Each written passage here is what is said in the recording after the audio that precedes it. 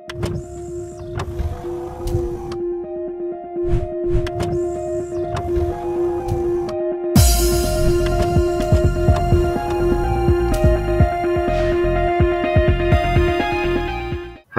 Welcome to ANR tutorials.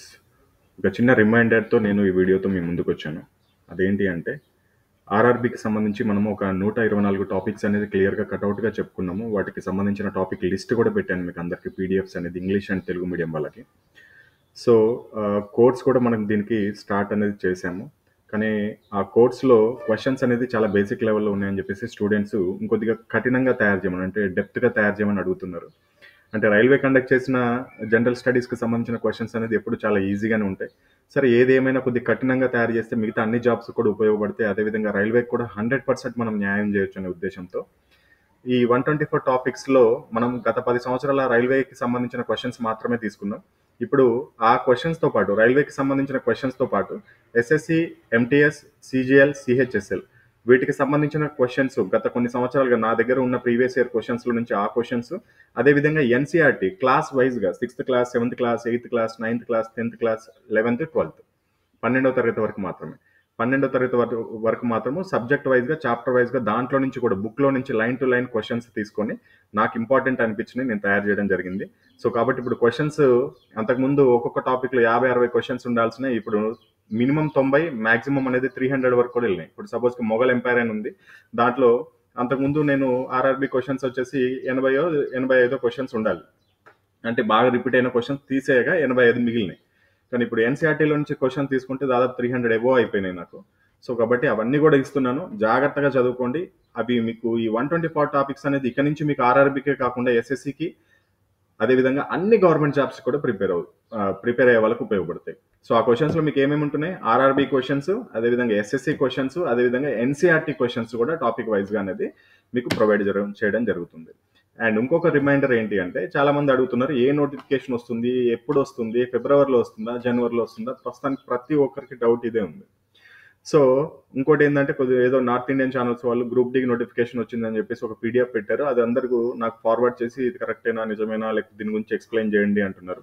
So maximum ఒకవేళ ఏదైనా group D లేకపోతే ఎన్టీపీసీ లేకపోతే ఆర్పిఎఫ్, ఏఎల్పి ఇటువంటి నోటిఫికేషన్స్ వస్తే నేను ఖచ్చితంగా యూట్యూబ్లో అందరికంటే ముందుగా నేనే పెట్టడానికి ప్రయత్నిస్తాను. దాని గురించి కరెక్ట్ అయిన సమాచారం తెలుసుకుని మీరు వరి అవ్వాల్సిన అవసరం లేదు. First thing.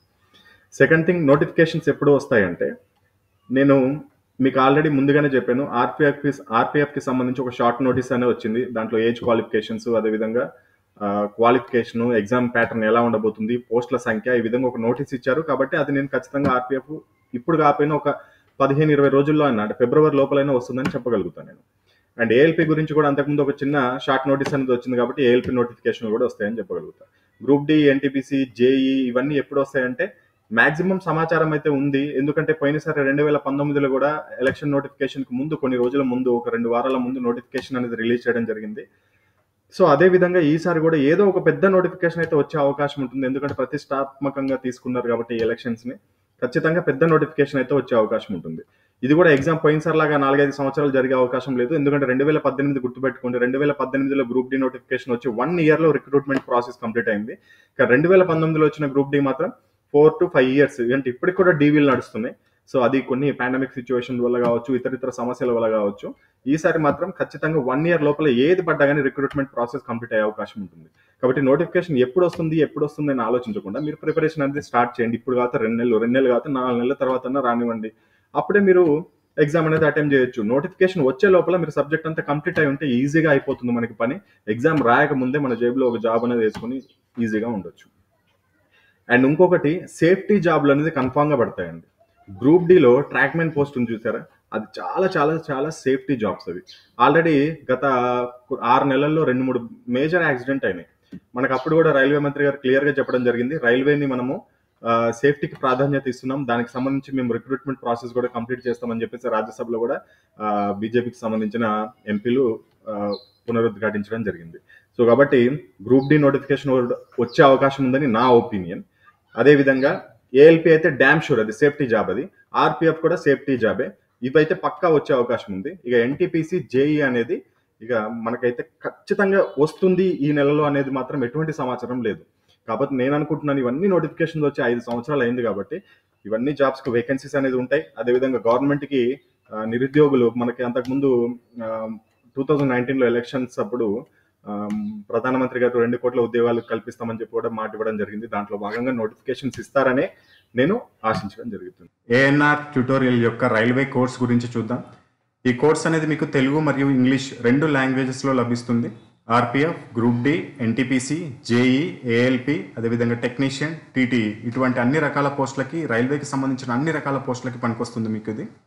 ఈ కోర్స్ యొక్క ఫీజు వచ్చేసి 399 రూపీస్ ఉంటుంది. లైఫ్ లాంగ్ వ్యాలిడిటీ అంటే ఎగ్జామినేషన్ కంప్లీట్ అయ్యే వరకు ఉంటుంది.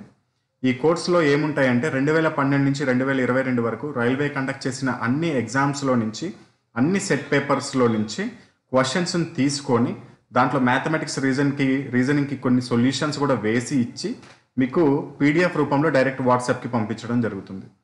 చాలా పీడిఎఫ్స్ ఉంటాయి మీకు దీంట్లో. ఆ పీడిఎఫ్స్ని మీరు ప్రింట్ అయినా తీసుకోవచ్చు, లేకపోతే మీరు సిస్టంలో కూడా ప్రిపేర్ అవ్వచ్చు, లేకపోతే మొబైల్లో కూడా ప్రిపేర్ అయ్యే విధంగానే ఉంటాయి.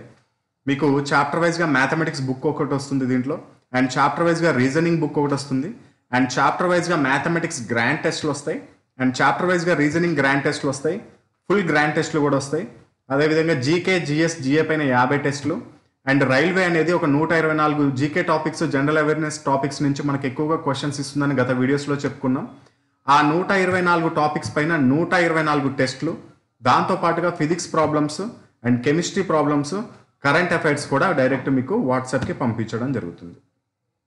And every month examination complete అయ్యే వరకు ఈ physics problems, chemistry problems, current affairs, అదేవిధంగా స్టాటిక్ జీకే ఏదైతే థియరీ పార్ట్ ఉంటుందో దానికి సంబంధించిన అప్డేటెడ్ మెటీరియల్ కూడా ఎవ్రీ మంత్ మీకు పంపించడం జరుగుతుంది.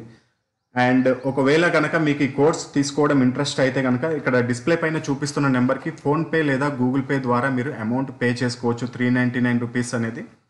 ఆ అమౌంట్ పే చేసుకున్న తర్వాత ఆ పేమెంట్ యొక్క స్క్రీన్ షాట్ని సేమ్ ఇదే నెంబర్ వాట్సాప్కి పంపించినట్లయితే వితిన్ 4 అవర్స్ లోపల మీకు మెటీరియల్ అనేది వస్తుంది. అదేవిధంగా మిమ్మల్ని ఒక వాట్సాప్ బ్రాడ్కాస్ట్ గ్రూప్లో కూడా యాడ్ చేయడం జరుగుతుంది.